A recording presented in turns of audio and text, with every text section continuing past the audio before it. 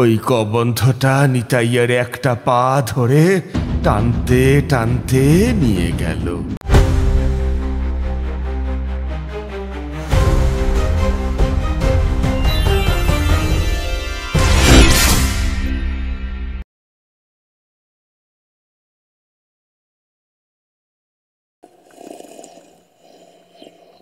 ধোঁয়া ওঠা চায়ের পেয়ালায় চুমুক দিয়ে ঠাকুরমশাই আমাদের বললেন, বাদলার সেই রাত আমি কোনো দিন ভুলব না। শুনে আমরা বেশ কৌতূহলী হয়ে ওনার দিকে তাকিয়ে রইলাম। বুঝলাম এখন অযথা প্রশ্ন করে লাভ নেই, তার চেয়ে উনি নিজের মতন বলতে থাকুক। হাঁটতে হাঁটতে চলে গিয়েছিলাম নারায়ণগঞ্জের একটা অখ্যাত পাড়া গায়ে। অন্ধকারে নেমে চারপাশটা বেশ কালো হয়ে এসেছে। দিকে দিকে শিয়ালের হুক্কা হুয়া রবে ভরে গিয়েছিল। মাথার ওপর ঘন কালো মেঘ গুরু গুরু গর্জন করছিল। ওই সময়ই আমি একটা আশ্রয়ের জন্য হন্যে হয়ে ছুটছি। কিছু দূর চলার পরেই চোখে পড়ল একটা জঙ্গল। ওই জঙ্গলের পাশ দিয়ে যেতে গিয়েই আমি শুনলাম লোহার ধাতব কিছু খসতে নিয়ে যাওয়ার শব্দ, আর ওইখান থেকেই ভেসে আসছিল একটা হিসহিসে পুরুষ কণ্ঠ। সে বলছিল, হারিয়ে যাওয়া মাথা আমি খুঁজে যদি পাই, দীর্ঘদিনের রক্ত তৃষা মিটিয়ে নিতে চাই। ছড়া কাটতে কাটতেই একটা কবন্ধ জঙ্গলের মধ্যে ঘুরে বেড়াচ্ছিল। আমি এই জঙ্গলের বাইরে দাঁড়িয়ে তাকে এক ঝলক দেখলাম। অনাবৃত তার শরীর, শুধু একটা মলিন লাল রঙের ধুতি পরে সে ঘুরে বেড়াচ্ছে। তার ধর আছে কিন্তু মুন্ডু নেই। ওই দৃশ্য দেখে এবং তার ছড়া শুনে আমি আর ওই তল্লাটে ঢোকার সাহস পেলাম না, বরং ওই জায়গা থেকে দৌড়ে চলে এলাম গ্রামে ঢোকার মুখে। গ্রামে ঢোকার মুখেই একটা বট গাছ ছিল। ওই বট গাছের পাশ দিয়েই হ্যারিকেন হাতে একজন বৃদ্ধ ব্যক্তি যাচ্ছিলেন। আমি তাকে বললাম, বলছি শুনছেন? বৃদ্ধ ব্যক্তি আমার দিকে একবার ফিরে চাইলেন, তারপর বললেন, কে আপনি? আমাকে ডাকছেন? এই সন্ধ্যার সময় ওই শ্মশান পোতা জঙ্গলের কাছে থাকাটা নিরাপদ নয়, এই বলে দিচ্ছি। আমি আসলে একটা রাত এই গ্রামে আশ্রয় নিতে চাই। আমি ভবঘুরে পথিক এবং সৎ ব্রাহ্মণ। আমার পরিচয় পেয়ে ওই বৃদ্ধ ব্যক্তি এবার আশ্বস্ত হলেন। তারপর বললেন, আপনি এখানে সন্ধ্যের সময় কি করছেন? আসুন আসুন, আমার বাড়ি চলুন, ওখানে আপনি থাকতে পারেন। এরপর ওই বৃদ্ধের সাথে রাতের অন্ধকার গায়ে মেখে আমি চলতে শুরু করলাম। আর ঠিক তখনই আবার সেই একই ছড়ার পুনরাবৃত্তি হলো। হারিয়ে যাওয়া মাথা আমি খুঁজে যদি পাই, দীর্ঘদিনের রক্ত তৃষা মিটিয়ে নিতে চাই। তা শুনে বৃদ্ধ আমাকে বললেন, ওই ওই শুনতে পাচ্ছেন নিশ্চয়ই? কবন্ধটা আমাদের মেরে ফেলবে। কাল সকালের আলো ফোটার সাথে সাথে এই গ্রাম ছেড়ে চলে যান, জায়গাটা বিশেষ ভালো না। ক্রমে আমি ওনার বাড়ির চৌহদ্দির বাইরে এসে পৌঁছলাম, কিন্তু সদর দরজা বন্ধ দেখে দাঁড়িয়ে পড়লাম। উনি সদর দরজায় গুনে গুনে 3 বার ঠক ঠক করলেন। তারপর দরজা খুলে দিল একজন অষ্টাদশী মেয়ে। মেয়েটা দরজা খুলে দিতেই বৃদ্ধ বললেন, আসুন আসুন ঠাকুরমশাই, আসুন। তারপর ওই মেয়েটা তার বাবাকে বলল, বাবা জানো, শ্যামসরুর ময়রার মেয়ে বিলাসিনীকে খুঁজে পাওয়া যাচ্ছে না। খুঁজে পাওয়া যাচ্ছে না মানে? কোথায় গেল? কি হয়েছে? সেইটাই তো আমরা কেউ জানি নে। আমি আরও মাঠে গরু সরাতে গিয়েছিলাম। গরু সরাতে গিয়ে আমরা তো সন্ধ্যার দিকে ফিরে আসি, কিন্তু বিলাসিনীর গরু লালি শ্মশান পথে জঙ্গলের পাশ দিয়ে আসতে গিয়েই হঠাৎ করে কোনো কারণবশত খেপে যায়, তারপর দৌড়ে চলে আসে। তাকে ধরতে গিয়ে বিলাসিনী বলে ওঠে, একটু দাঁড়িয়ে যা সই, আমি গরুটাকে ধরে নিয়ে আসছি। বিলাসিনী সেই যে গেল বাবা, তারপর আর ফিরে এলো না। সন্ধ্যার অন্ধকার চেপে আসতে দেখে আমি আমার গরুটাকে নিয়ে সেখান থেকে চলে এলাম। বলছিস কি রে মা? তাহলে তো খুবই খারাপ অবস্থা। ঠিক সেই সময় দরজার সামনে একজন হন্তদন্ত হয়ে ছুটে এলো। সে বলল, খুড়ো খুড়ো, ওই শ্যামচরণ ময়রার মেয়েকে খুঁজে পাওয়া গেছে খুড়ো, খুঁজে পাওয়া গেছে। তাই নাকি? চল তাহলে, চল চল চল। কিন্তু এখন কেমন আছে সে? আপনি আপনি চলুন চলুন, নিজেই গিয়ে দেখবেন খন। আমি, বৃদ্ধ ব্যক্তি আর ওই ছেলেটি তিনজনেই রওনা দিলাম। গিয়ে দেখলাম অদূরে একটা বাড়ির মধ্যে বেশ ভিড় জমে উঠেছে। আমরা ভিড় ঠেলে বাড়ির ভিতরে ঢুকলাম, কিন্তু যা দেখলাম তাতে আমাদের বুকের রক্ত হিম হয়ে গেল। হ্যাঁ, খুঁজে পাওয়া গিয়েছে, কিন্তু মেয়েটি মৃত। কিন্তু এতে হাড় হিমের কি আছে? হ্যাঁ ঠাকুরমশাই? ঠাকুরমশাই ধীরে ধীরে বললেন, হাড় হিমের কারণটাই এখন বলছি। মেয়েটির ধর আছে কিন্তু মুন্ডু নেই, অর্থাৎ দাহ অবধি করা যাবে না, কেননা সম্পূর্ণ দেহ না পেলে দাহ করা চলে না।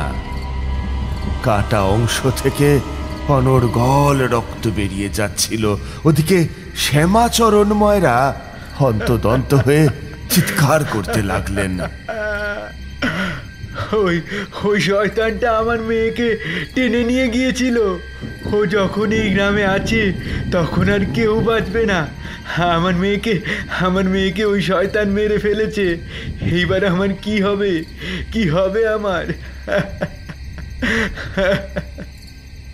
চিন্তা করবেন না, আমি যখন এখানে আছি দেখছি কিভাবে গ্রামকে বিপদ থেকে উদ্ধার করা যায়।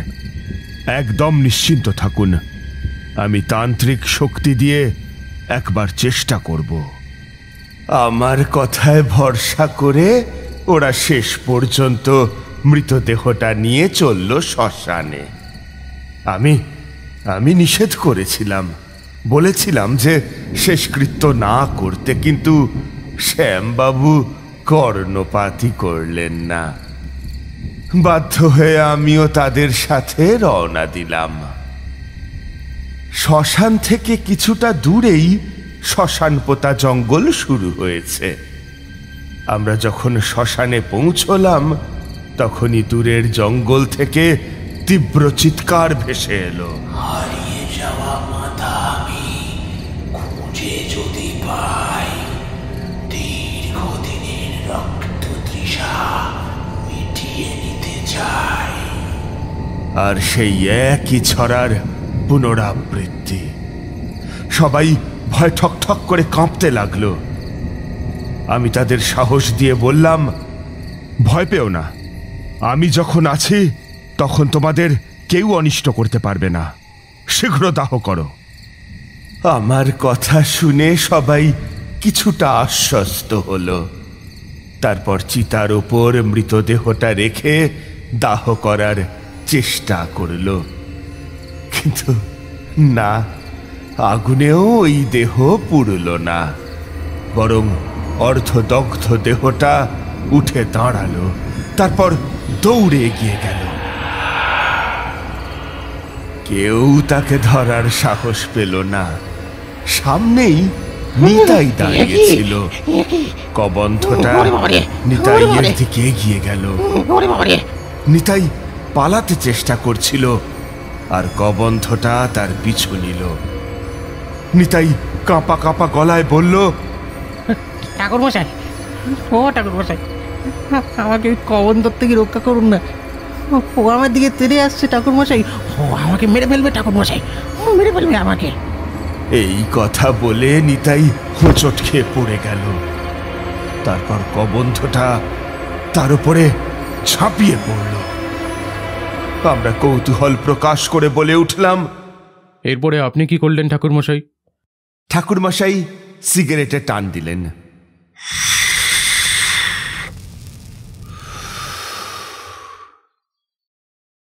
নীরব রইলেন কিছুক্ষণ, তারপর শান্ত গলায় বললেন, কিচ্ছু করতে পারলাম না। কবন্ধকে প্রতিহত করার জন্য আমার সাধনা শক্তির কোনো অংশই কাজে লাগছিল না। হে,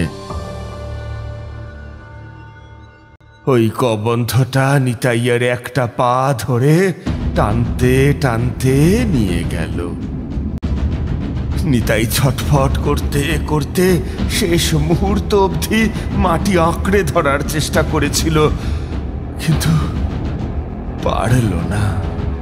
তারপর গলা ফাটিয়ে চিৎকার করতে করতে বলল, ঠাকুর মশাই, আমাকে অপঘাতে মরতে হচ্ছে, কিন্তু এর মাসুল কিন্তু গ্রামের প্রতিটা মানুষ গুনবে। এরপর সে অদৃশ্য হয়ে গেল জঙ্গলের গহীন অরণ্যে। তারপর ধারালো কিছুর একটা শব্দ হলো খেচাং করে, আর বাতাসে ছড়িয়ে পড়ল তার আর্ত চিৎকার। কিছু দূর এগিয়ে দেখলাম ওই জঙ্গলের ভিতর থেকে রক্ত গড়িয়ে এসে আমার পা ছুঁয়ে গেল। শ্মশান বন্ধুরা সকলেই ওখান থেকে পালিয়ে গিয়েছিল। আমিও ফিরে এলাম ওখান থেকে, কিন্তু বৃদ্ধের বাড়িতে জড়ো হয়ে থাকা ওই শ্মশান বন্ধুরা আমাকে দেখেই ক্রুদ্ধ হয়ে বলে উঠল, আপনি এই গ্রাম থেকে চলে যান। আপনি যখন কিছু করতে পারলেন না, তখন শ্মশানে আমাদের কেন যেতে বলেছিলেন? ওই দেহদাহ তো হলোই না, এইবার ওই শ্মশানের অভিশাপ নেমে আসবে আমাদের উপর। এর মানে জানেন, ওই শ্মশানে থাকা কোনো অশুভ জীব, হতে পারে সে রক্ষ কিংবা যক্ষ, এসে যে কজন শ্মশান বন্ধু গিয়েছিল তাদের প্রাণ কেড়ে নেবে। এতগুলো মানুষের প্রাণহানির জন্য আপনি দায়ী থাকবেন।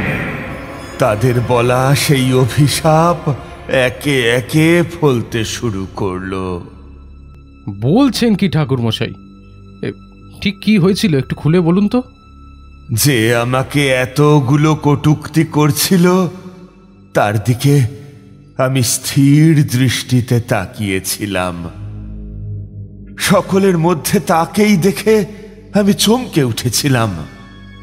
তার শরীর জুড়ে ঘনিয়ে উঠেছিল এক কালো ধোঁয়া, আর তার ভবিষ্যৎ আমি দেখতে পাচ্ছিলাম।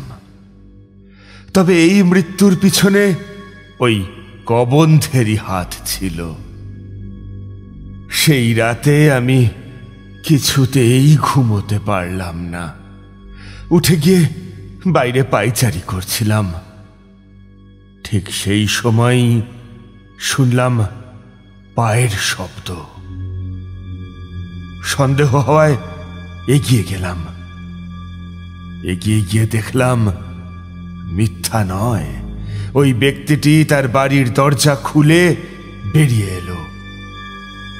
আমি তাকে অবাক হয়ে জিজ্ঞাসা করলাম, কি হলো ভাই, তুমি এত রাতে বাইরে বেরিয়েছো কেন?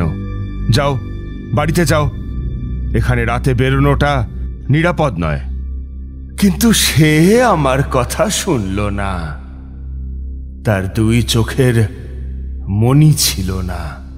সে উন্মত্তের মতো হাসছিল এবং আপন মনে বারবার বলছিল,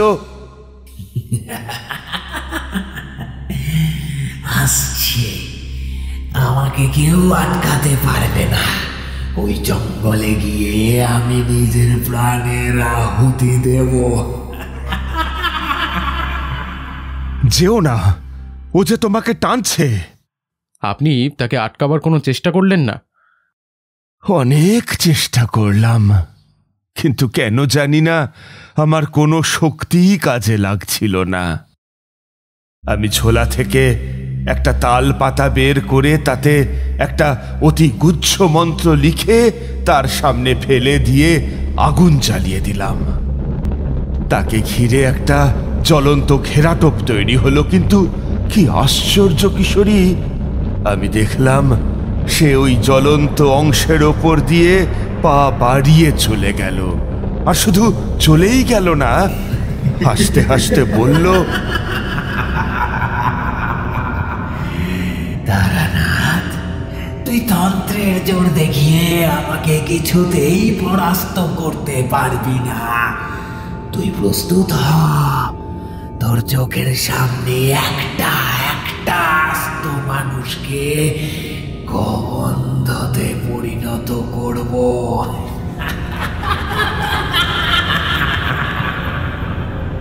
আমি থাকতে সেটা হতে দেব না। আমি এখনই ওকে আটকে দেব। কিছুতেই ওকে তোর হাতে সঁপে দেব না। আমি ওকে আটকাতে গেলাম, কিন্তু অসম্ভব ক্ষিপ্রতার সাথে সে আমাকে ঠেলে দিল, আর তার দুই চোখ থেকে বেরিয়ে এলো তীব্র দ্যুতি। ওই দ্যুতি আমার গায়ে লাগতেই আমি মাথা ঘুরে পড়ে গেলাম। আমার শরীর দুর্বল হয়ে পড়ল, আমি মাটিতে পড়েই রইলাম। আমার কাছে কোনো উপায় ছিল না, তাই আমি ঝোলা থেকে এইবার একটা সারসি বের করলাম। তারপর তার থেকে কিছুটা দূরে গিয়ে ওই সারসির দিকে তাকিয়ে মন্ত্র পাঠ করলাম। ওং বন্ধন ছেদয়া ছেদয়া কবন্ধস্য মুক্তিং দেহি দেহি অভয়ং কুরু ত্রাহি মাং ঘোর পিশাচত জয় কালী জয় দুর্গে নমস্তুতে। এইবার কিছুটা হলেও কাজ হলো। সে যেই আমার দিকে এগিয়ে এলো, ঠিক সেই সময় সে আয়নায় নিজের মুখ দেখতে পেল, এবং প্রবল তেজ থাকার কারণে সেই আয়নাটা ভেঙে চুরমার হয়ে গেল। আর ওই কাঁচ ভাঙার শব্দে যেন তার হুঁশ ফিরল। সে বলে উঠল, এ কি ঠাকুর মশাই, আমি এখানে কি করছি? আমি তো এখানে ছিলাম না। তাহলে তুমি কার ডাকে সাড়া দিয়ে চলে যাচ্ছিলে সেই খেয়াল তোমার আছে নাকি? আমি যদি না থাকতাম তাহলে? আমার মনে হলো আমার গিন্নি আমাকে ডাকছে। আমার গিন্নিকে আমি গতকালই বাপের বাড়ি রেখে এসেছিলাম। গ্রামে যেভাবে কবন্ধের উৎপাত বৃদ্ধি পাচ্ছিল, তাতে আমার ভয় হয়েছিল। চলো, তোমাকে বাড়ি পৌঁছে দিই। সে কিন্তু আমার সঙ্গে যেতে রাজি হলো না। সে বলল, না ঠাকুর মশাই, আমার বাড়ি আপনাকে যেতে হবে না। আপনি ফিরে যান, আমি একাই চলে যেতে পারবো। কিন্তু আবার যদি কোনো বিপদ হয়? তখনও সে আমার ক্ষমতা সম্বন্ধে সন্দিহান হয়ে বলল, সে তো আপনি কাছে থাকলেও হবে, তাই ছাড়ুন, আমি একাই যাই। মৃত্যু যদি নিয়তিতে লেখাই থাকে, তাহলে এমনিও আপনি আমাকে বাঁচাতে পারবেন না। একদম আমার পিছনে পিছনে আসবেন না, খবরদার করে দিচ্ছি আপনাকে। কথাটা বলেই সে হনহন করে চলে গেল। আমি পুনরায় রাতের আধারে ফুটে ওঠা সামান্য জ্যোৎস্নায় দেখতে পেলাম তার সর্বাঙ্গে ঘন কালো ধোঁয়ার কুণ্ডলী। আমি চিৎকার করে বলে উঠলাম, যেও না, আমি তোমাকে নিষেধ করছি যেতে। কিন্তু নিয়তি যাকে টানছে মৃত্যুর দিকে, তাকে স্বয়ং ঈশ্বর ব্যতীত আর কেউ বাঁচাতে পারে না। সে চলে গেল। ধীরে ধীরে আমার দৃষ্টিসীমার বাইরে মিলিয়ে গেল। আমি ফিরে এলাম। তারপর একটা গাছের গুড়ির উপরে ঠেস দিয়ে শুয়ে পড়লাম।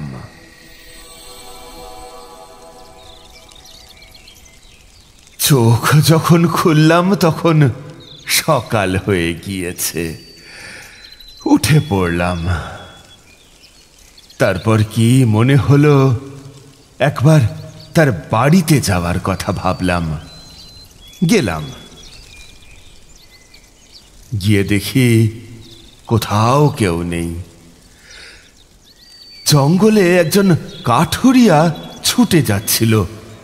সে হেঁকে বলছিল, পরিতোষকে মেরে ফেলেছে। কে কোথায় আছো? পরিতোষকে মেরে ফেলেছে। জঙ্গলে তার গোলা কাটা মৃতদেহ পড়ে আছে।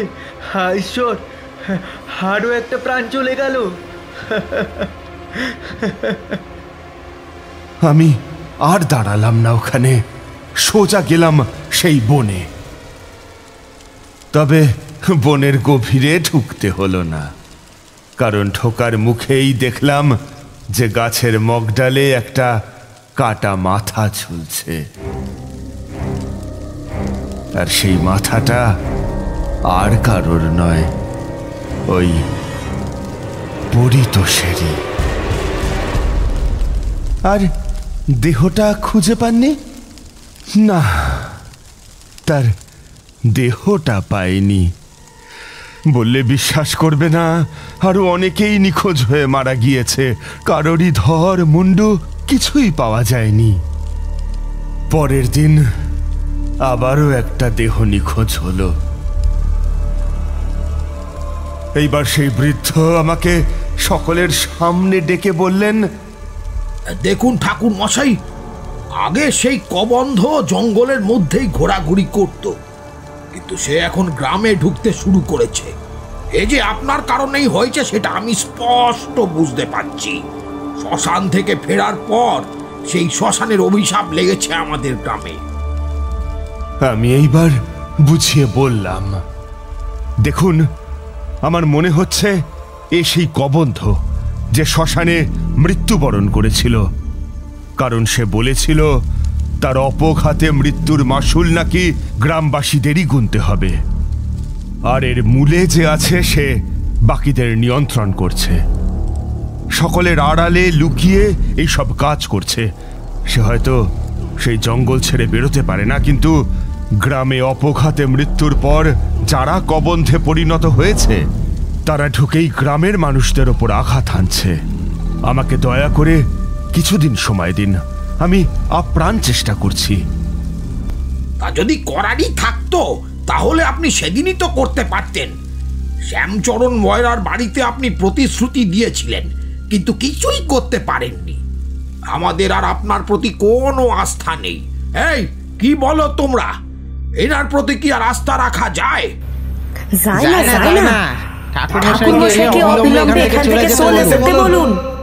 হ্যাঁ ঠাকুর মশাই, আপনাকে সসম্মানে বলছি, আপনি অন্য কোথাও চলে যান। আর আমার বাড়িতেও আজ থেকে আপনার জায়গা নেই, ক্ষমা করবেন। বৃদ্ধ ব্যক্তিটি আমাকে তার ঘর থেকে চলে যেতে বললেন। আমার বেশ রাগ হলো। আমি স্থির করলাম এই বিপদ থেকে যে করেই হোক এই গ্রামকে হয় উদ্ধার করব, নয়তো নিজের জীবন দিয়ে দেব সেই কবন্ধের হাতে।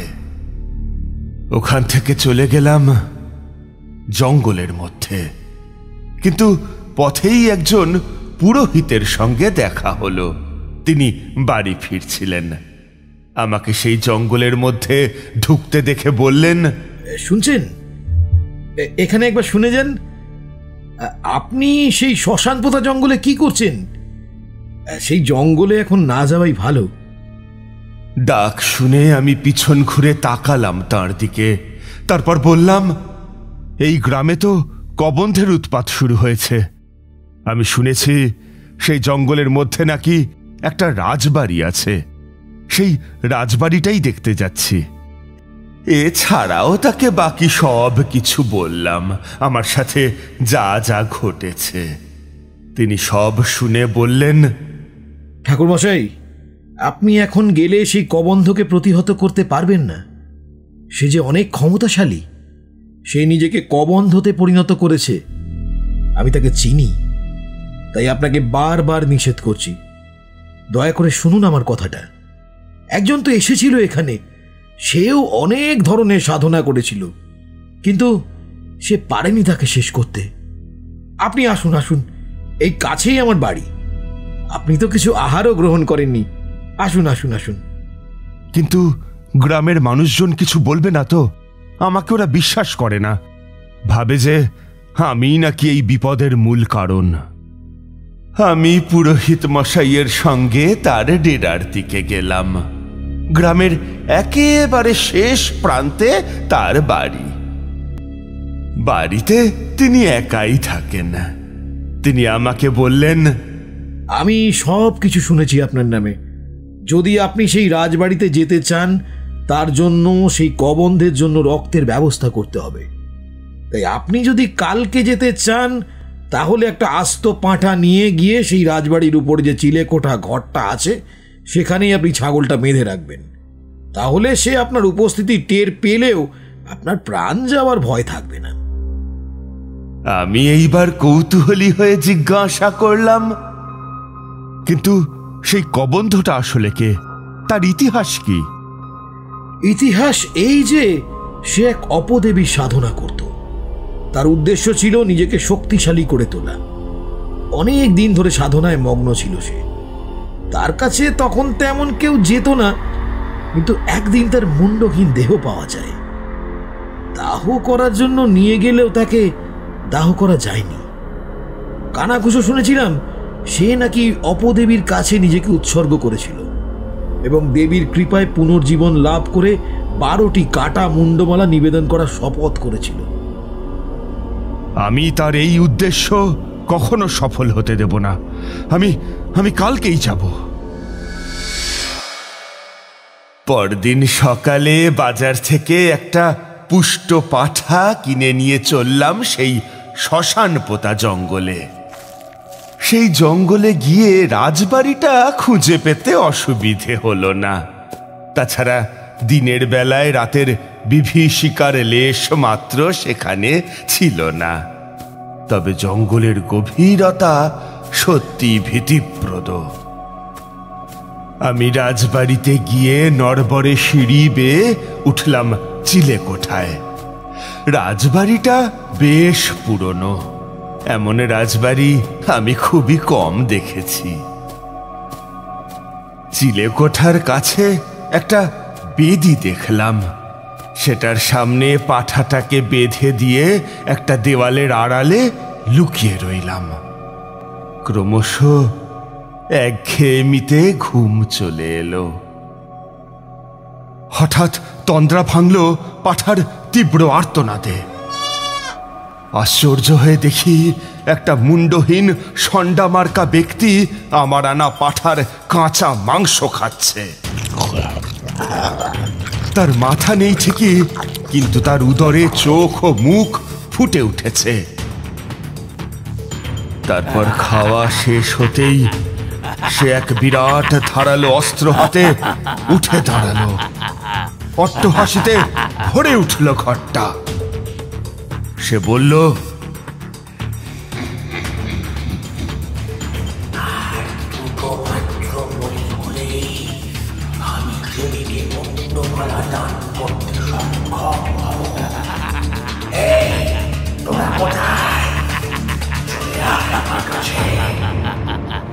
দেখলাম আমার সামনে তৎক্ষণাৎ উপস্থিত হলো 8টি মুন্ডহীন মৃতদেহ।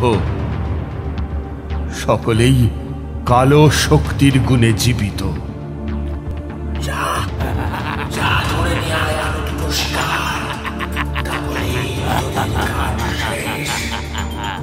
এইবার আমি দেওয়ালের আড়াল থেকে বেরিয়ে এসে তীব্র কণ্ঠে বলে উঠলাম, বন্ধ কর এই সব, না হলে কিন্তু আমি তোকে প্রতিহত করতে বাধ্য হব। আমার কথা শুনে সেই কবন্ধ মূর্তি আমার দিকে ফিরে তাকালো।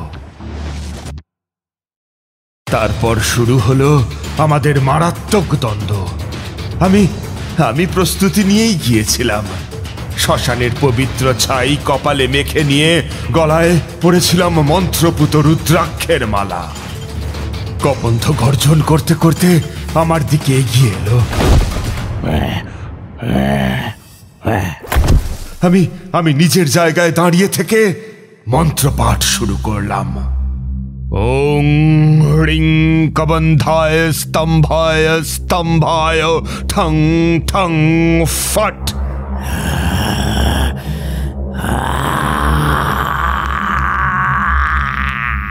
মন্ত্রপাঠ করা মাত্র কবন্ধটা মাটিতে পড়ে গেল, কিন্তু মন্ত্রের প্রভাবেও সে পুরোপুরি থামল না। সে আমার দিকে ছুঁড়ে মারল একটি নরকরটি। সেই নরকরটিটি জীবন্ত হয়ে হাঁ করা মুখ নিয়ে আমার দিকে ছুটে এলো।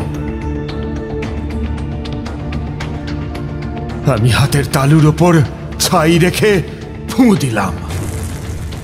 তাতেই সেই কঙ্কালের মাথাটি অদৃশ্য হয়ে গেল। এইবার কবন্ধ তার সামনে দাঁড়ানো সেই 8 জনকে বলে উঠল, ওকে মেরে ফেলো, ওকে মেরে ফেলো, ও যেন প্রাণ নিয়ে এখান থেকে ফিরে যেতে না পারে, ওকে মেরে ফেলো। সকলেই তার কথা শুনে আমার দিকে তেড়ে এলো।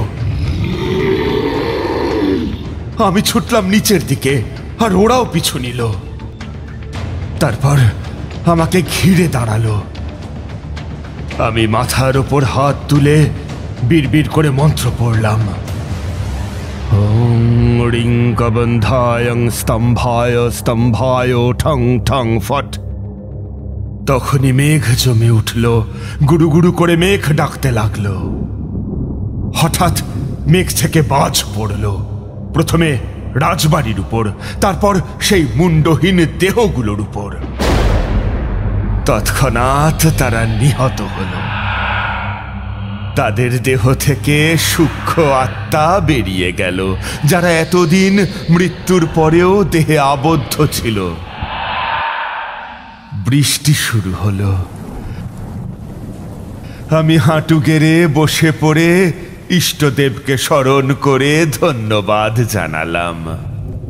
অন্তত তারা তো এবার শান্তি পেল, যারা কালো শক্তির দাসত্বে বন্দী ছিল এতদিন। দেখলাম তাদের কঙ্কালগুলো মাটিতে মিশে যেতে লাগলো, আর ধসে পড়ল সেই রাজবাড়িটি চিরকালের জন্য। অরণ্য ঘিরে নিল সেই ভগ্নাবশেষ। চারিদিকে ছড়িয়ে পড়ল শান্তি। আচ্ছা, আপনি কি আর সেই গ্রামে ফিরে গিয়েছিলেন? না হে কিশোরী, আর আমি ফিরে যাইনি। সেদিন রাতটা অরণ্যের মধ্যে কাটিয়ে সকালে বেরিয়ে পড়েছিলাম অন্য আরেক গ্রামের উদ্দেশ্যে। তবে যাওয়ার আগে সেই গ্রামের মানুষদের সুরক্ষিত করে গিয়েছিলাম। তাদের আর কোনো ভয় ছিল না।